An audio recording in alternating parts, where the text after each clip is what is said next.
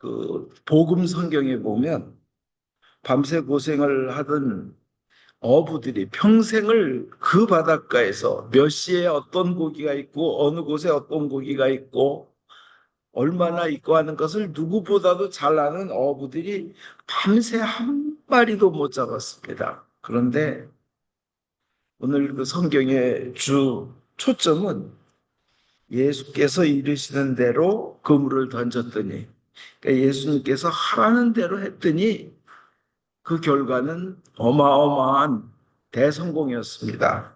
밤새 자기의 지식으로, 자기의 경험으로, 자기의 노력과 발버둥 가지고는 안 되던 일이 축복으로 바뀌었습니다. 이것은 뭐냐면 주님께서 하라는 대로 한 그 순종 때문이었습니다. 우리가 믿는다는 것은 순종을 말합니다. 믿음은 하나님을 믿는 거예요. 창조주. 전능하신 분을 믿는 거기 때문에 그 말씀에는 순종밖에 없습니다. 그게 참된 믿음입니다. 순종을 해야 축복이 따릅니다. 순종을 하지 않고 불순종하면 거기에는 갈증과 그 절망과 어둠의 세력, 마귀의 유혹과 그 다음에 실패, 그것만이 계속됩니다. 근데 우리는 살면서 축복은 받고 싶고 순종은 하기 싫을 때가 참 많습니다. 그죠? 축복은 받고 싶은데 순종은 안 하는 사람들이 참 많이 눈에 띕니다. 저 자신도 그렇습니다. 마음으로는 믿어요. 이대로 순종하면 분명히 주님께서 은혜로 채워주실 텐데 하고 믿으면서도 행동이 못 따라갈 때가 참 많습니다. 그죠? 눈앞에 보이는 유혹이나 환경이나 나의 그 몸의 아픔이나 배고픔이나 이런 것 때문에 딴짓을 할 때가 많습니다. 그렇게 되면 그 삶이 계속 유지될 때 이제 평생 이 갈증만 일어납니다. 목마를 때 마치 바닷물을 들이키면 계속 목마르듯이요. 믿음은 그래서 순종이며 행동이 따르는 순종이 믿음입니다. 6.25 때요. 그 한국 동란 때 김덕래라는 분이 이제 피난을 가다가 마포 나루 백사장에서 인민군을 만났습니다. 인민군들이 피난민들을 줄줄이 세워놓고 출신 성분을 조사하면서 처단해가지고 이미 여기저기서 많은 사람이 죽어서 쓰러져 있었습니다. 인민군 장교 하나가 여러분 중에 그 예수 믿는 사람 나오시오. 지난주에 제가 소개드린 신장로처럼 이 김덕래 권사님도 쫙 사람들 세워놓고 인민군 장교가 예수 믿는 사람 있으면 나오시오 하는데 아무도 안 나오더라는 거예요. 그때 30대 초반에 곱다한 젊은 아낙네가, 그러니까 곱고 단한 30대 초반의 아낙네가 앞으로 나섰습니다. 이분이 이제 김덕래라는 분입니다. 그 절박한 순간에 주님을 위해 순교할 각오로 이때가 내 믿음을 진짜 드러낼 때다. 이 위험할 때다. 이 위험할 때 내가 주님을 고백해야지 하고는 신앙을 고백한 겁니다. 이분은 그동안 살아오면서 그, 그 옛날에 집에 버스를 가지고 있을 정도로 부유했는데 남편하고 그것도 팔아서 교회를 짓고 늘 주님을 위해서 봉사한다고 가르치는 분이었어요. 근데 이제 막상 죽음의 위험 앞에서 내가 평소에 가르친 대로 살아야지 하고 탁 나왔습니다. 앞으로.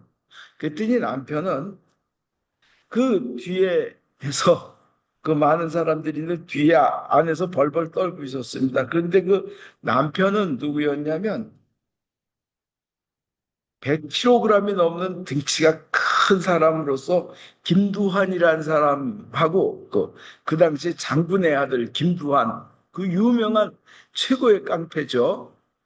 김두한하고 같이 그냥 다니면서 주먹 세 개를 주름 잡았다는 그 사람이 남편이었는데, 그러한 당당한 분도 그런 주먹도 인민군 앞에서는 덜덜 떨면서 뒤에 이제 숨어 있던 겁니다. 그러니까 이 단아한 김덕래 30대 초반의 안악이 뒤돌아보면서 크게 외칩니다. 여보, 당신도 나와요. 당신도 교회 다니잖아.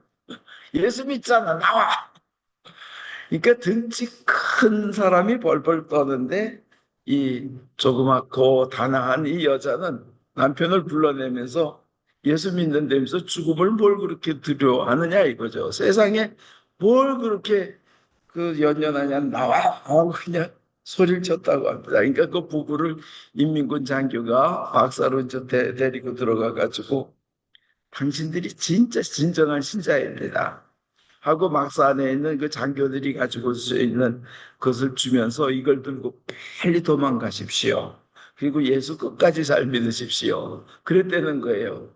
그 인민군 장교도 알고 보니까 목사 아들이었다고 합니다. 근데 신앙은요, 이렇게 연단을 당하고 고통을 당할 때 그때 믿음을 가지고 극복을 하면 그 연단이나 고통이 큰 축복으로 바뀝니다. 하나님께서 빛나는 걸 더해 주시고 능력을 더해 주십니다. 그래서 더 큰 일을 맡도록 해 주십니다. 이 모든 은총은 고난을 통해서 옵니다. 성경의 위인들은 참 모두 다 어쩌면 한결같이 그 에녹이라는 분 빼고 하여튼 대부분은 고난이 컸습니다. 고난을 믿음으로 이겨냈을 때 그 보석처럼 빛을 발합니다. 제가 칼을 잘 갈죠. 뭐도 아시는 것처럼. 그 저는 식당에서 쓰는 칼도 부엌용 칼도 잘 갈아가지고 이런데 이렇게 털도 깎으면 살살 깎일 정도로 잘 갑니다. 근데 그 칼날이 그렇게 잘 들게 하려면 뭐 한두 번, 10번 밀어가지고는 되지 않아요. 한 50번, 100번을 갈아야 되고 또 조금 더 섬세한 걸로 또 50번을 갈고 뭐 이래야 그렇게 날카로워지고 맨 처음에 각만 세우는 각만, 날카로운 각만 세우다가 그 다음에는 광까지 납니다. 빛이 반짝반짝 나요. 좀 더 이렇게 하면. 그렇습니다. 믿음도 한두 번 갈아서 되는 게 아니라 갈면 갈수록 나중에 빛까지 광채까지 나는데 우리도 그런 고난이나 연단을 당하면 당할수록 그걸 믿음으로 이기면 이길수록 빛이 나고 능력이 더해지고 그리고 더 섬세하게 큰 일을 할 수 있는 그런 믿음으로 바뀌는 겁니다.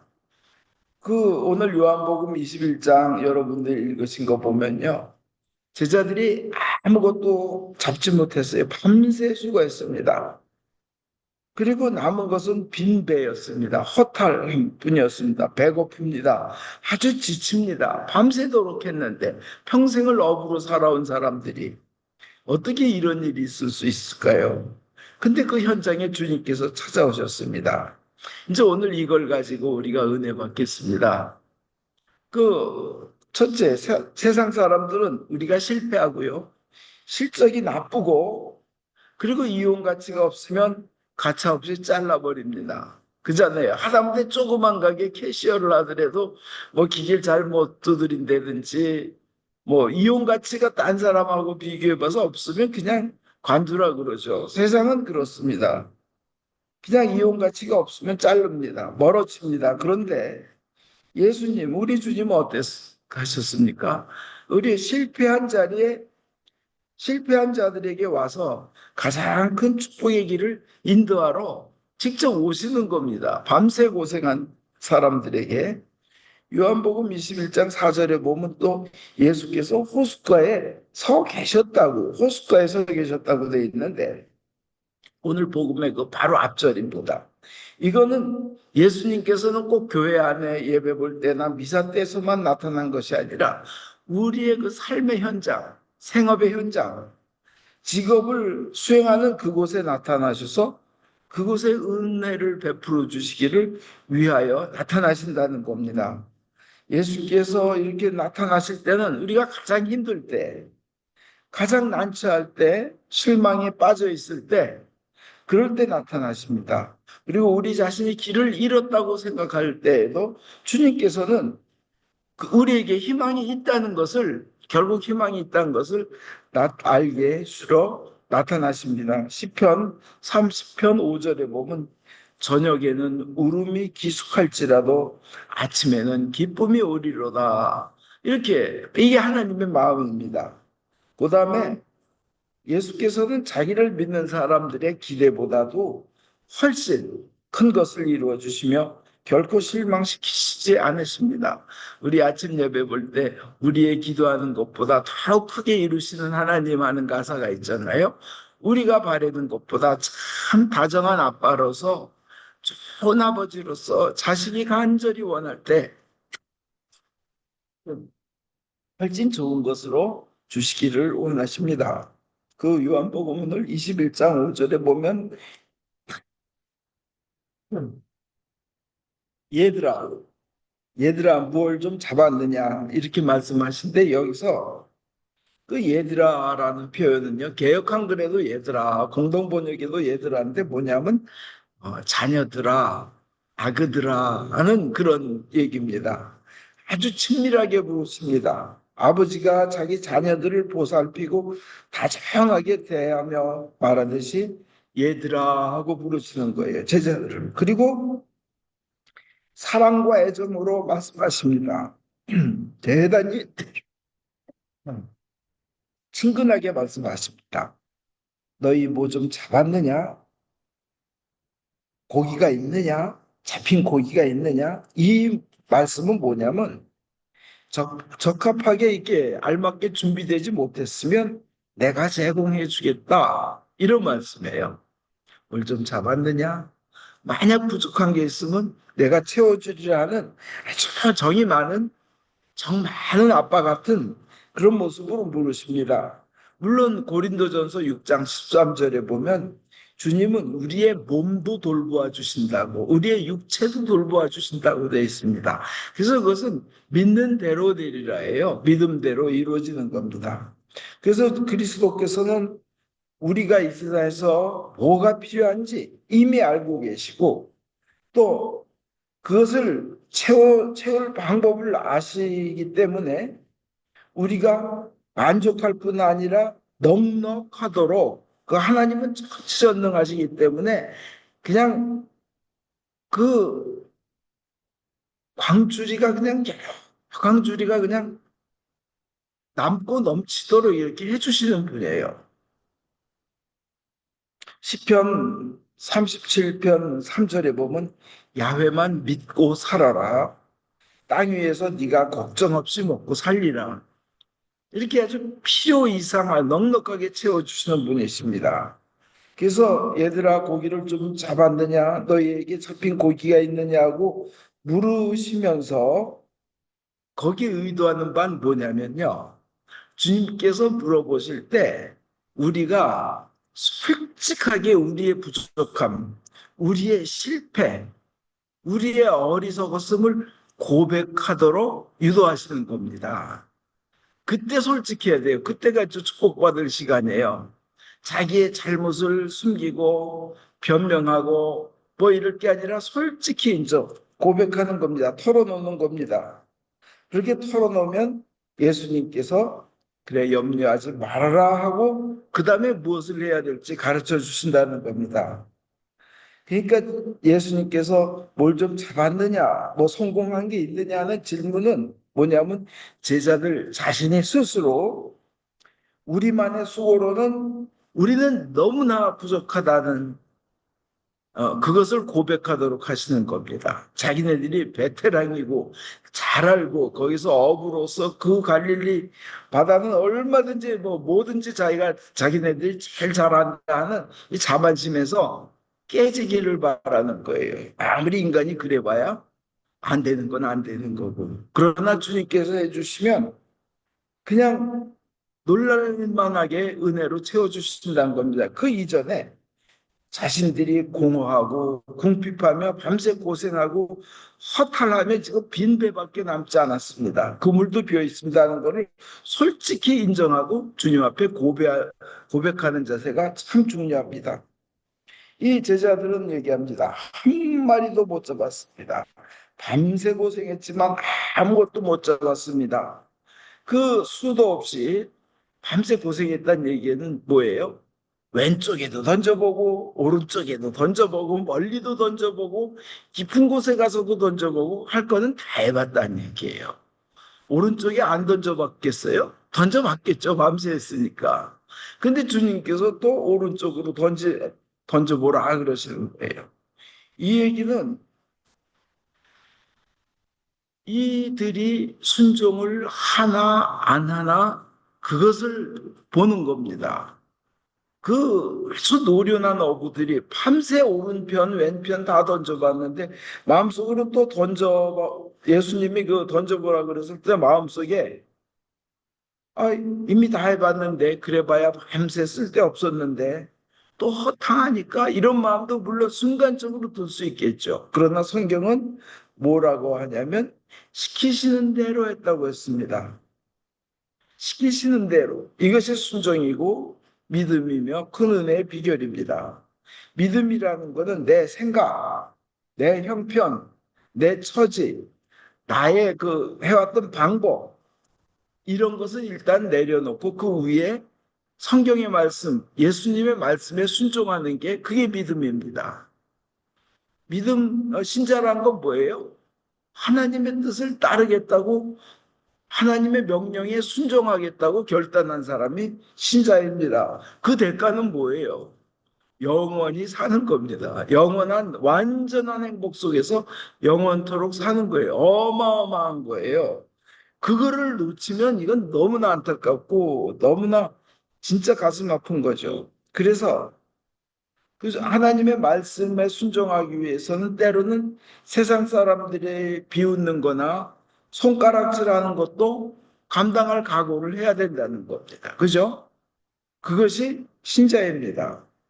요한복음 1장 6절에 여러분도 오늘 읽으신 거 그들이 예수께서 이르시는 대로 예수님께서 말씀하시는 대로 오른편에 그물을 던졌더니 그물을 끌어올릴 수 없을 만큼 고기가 많이 걸려들었다는 거예요. 근데 여기서 생각하는 거, 우리 삶에서 이제 생각해 보는 겁니다. 아무리 부지런한 사람이라도, 아무리 열심히 사는 사람이라도, 아무리 착하고 선한 사람이라 해도, 또 아무리 정직하게 사업을 해도 때로는 빈손이 되고 실패를 할 때가 많습니다. 근데 그것에 대한 하나님의 뜻은 마치 이 제자들에게 보여주신 것처럼 밤새 실패한 후 아침에 주님께 순종함으로 인해서 굉장한 만족스러운 그 결과를 얻고 해답을 얻고 행복하게 해주시려는 것이 하나님의 계획이었습니다.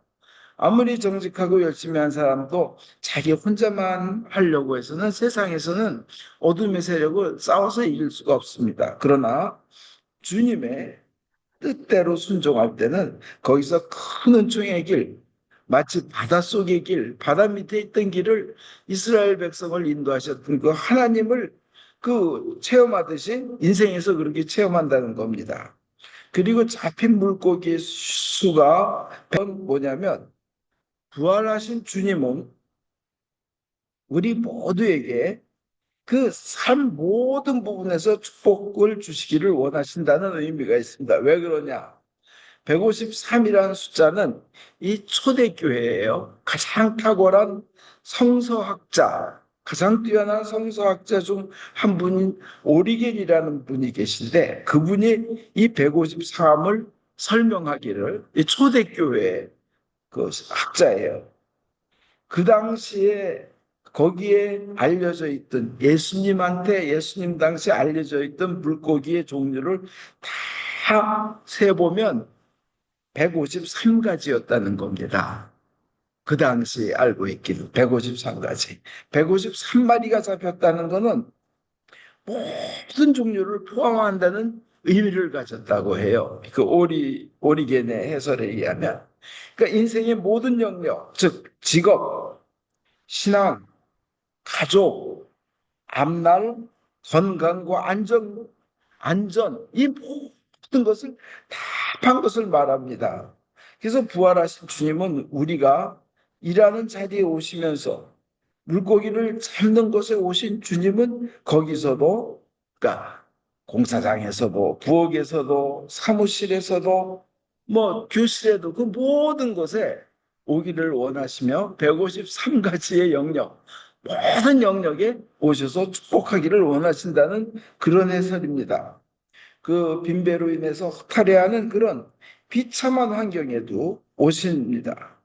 주님은 우리의 삶을 이 팔뚝만한 성경에 팔뚝만한 물고기들 아주 거기서 큰 단어 의미로 쓰였는데 팔뚝만한 물고기들로 우리의 삶의 모든 영역을 가득 채워주시길 원하십니다.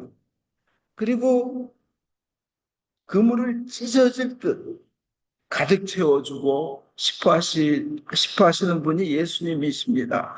누가복음 5장에는 또 다른 사건인데 그때도 제자들이 밤새 한 마리도 못 잡았었는데 배 두 채가 가라앉을 정도로 가득 그냥 채워주시기 잡도록 해주셨는데 그렇기를 예수님은 원하신다는 겁니다. 그게 153마리의 교훈인데 그곳에서 중요한 것은 순종하는 겁니다. 주님께서 누가복음 5장에는 그래요. 주님께서 그렇게 말씀하시니 그렇게 하겠습니다. 이런 답이 나와요. 순종입니다. 주님께서는 순종하는 자에게 기대한 것보다 더 많은 축복 내리십니다. 누구 하나 그 제자들 중에 토를 단 사람이 없었어요. 시키시니까 하겠습니다. 시킨 대로 했어요. 의심 다 물리치고 던졌더니 그 당시에 뭐 밤새 지치고 힘없었지만 그래도 마지막으로 던졌더니 결과는 어떻게 됐습니까? 대성공입니다. 그물이 찢어질 정도로 축복을 받았습니다. 그래서 결국 축복은 순종하는 사람의 목입니다. 믿음이란 것은 이 제자들처럼 말씀에 순종하는 겁니다. 내 처지에, 내 상황에 연연해서 그걸 가지고 그 불순종을 하는 것이 아니라 하나님께서 하라고 했으니까 내 방식을 포기하고 예수님의 방식을 따르는 겁니다. 그러면 거기에 기적이 일어납니다. 성공의 기적이 일어납니다. 예수님께서는 우리 실패하고 있는 인생에 찾아오십니다. 그리고 실패해서 벗어날 방법을 가르쳐 주십니다. 때로는 우리가 주저앉고 싶을 때가 있고 더 이상 앞으로 나갈 수 없다고 그냥 손 털을 때가 있습니다.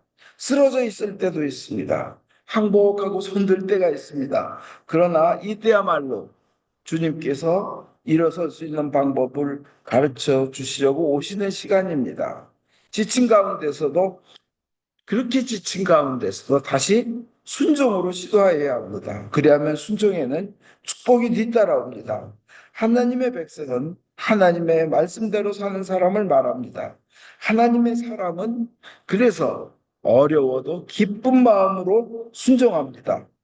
이제 주저앉고 싶어도 지쳐있더라도 마지막으로 주님의 말씀에 순종해서 그물을 배오른편에 던지는 제자들처럼 우리도 힘들 때 또 한 번 해보자는 겁니다.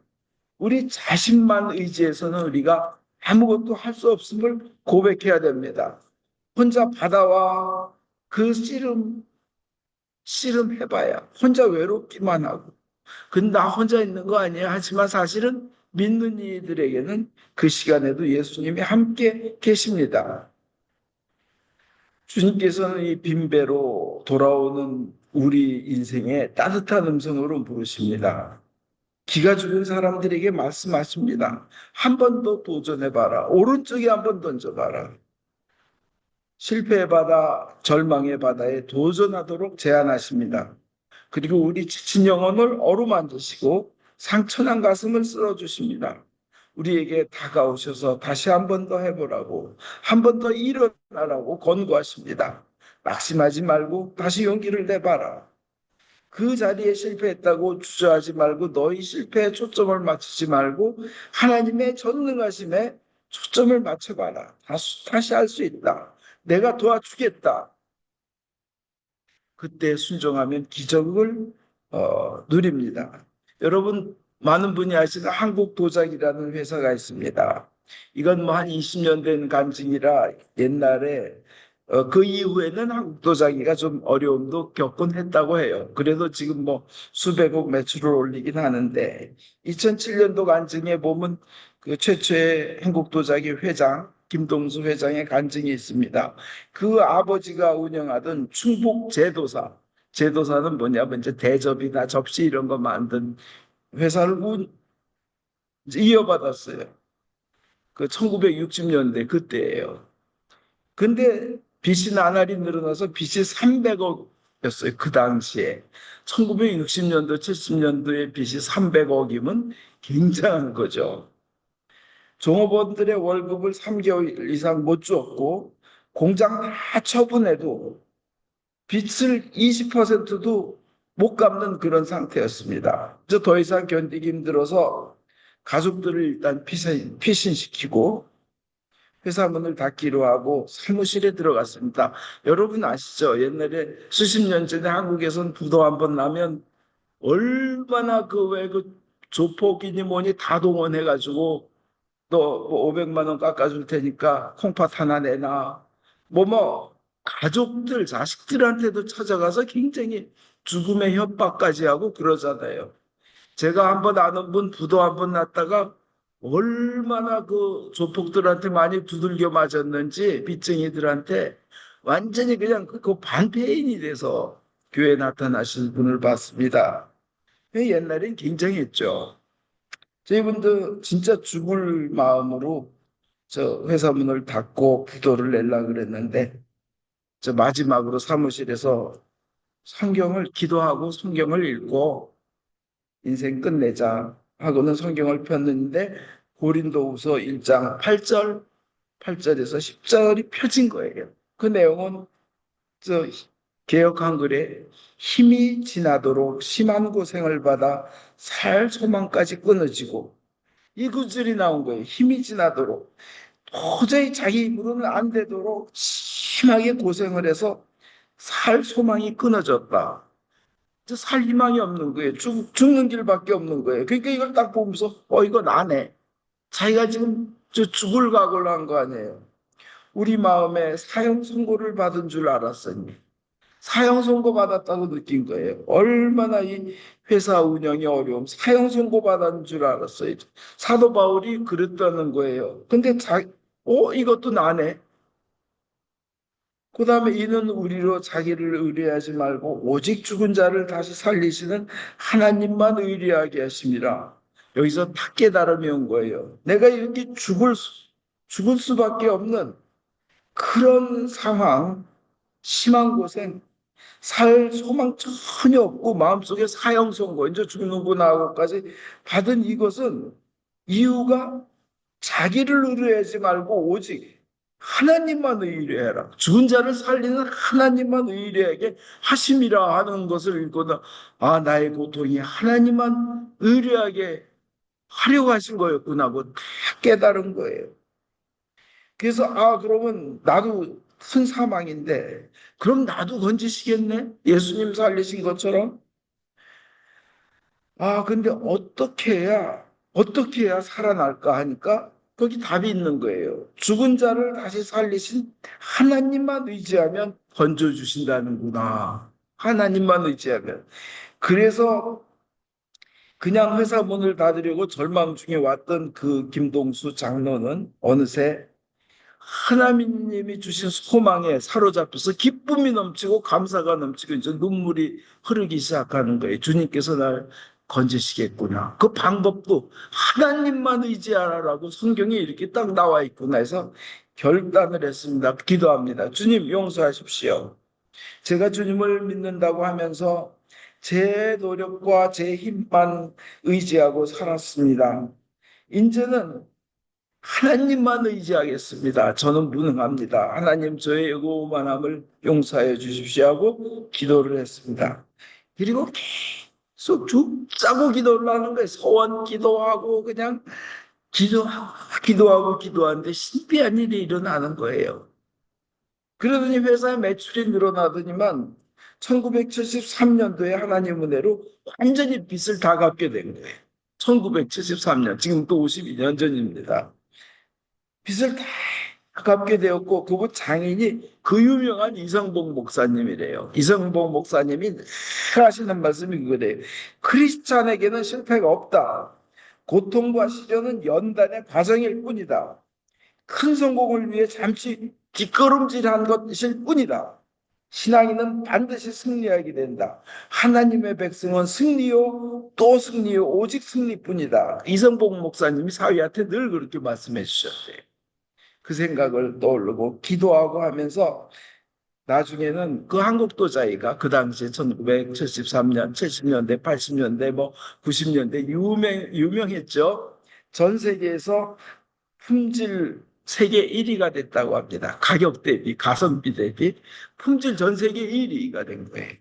그리고는 본 차이나 분야에서는 세계 3위가 됐고 국제 품질 인증을 받았고 전 세계 5대 도자기 메이커가 그 당시에 됐다고 합니다. 뭐 포르트 메이리온이 뭐니 도자기 메이커 많잖아요. 뭐 그리고 부채 비율이 제로예요. 빚이 하나도 없는 회사로 만들었다고 합니다. 주님께서는 예수님을 통한 성공을 주시기 위하여 현재 실패를 허락하십니다. 그때 내 힘만 의지하지 말고 하나님만 의지해서 현재의 실패가 오히려 축복으로 바뀌는 그런 놀라운 역사를 체험하시기 바랍니다. 그러기 위해서는 그 앞에 단계는 우선 순종입니다. 하나님에 대한 순종입니다. 예수님의 말씀에 대한 순종입니다. 여러분 모두가 그냥 그물이 찢어질 정도로 배두척이 가라앉으려고 할 정도로 그 놀라운 축복을 받으시기를 주 예수 그리스도 이름으로 축원드립니다.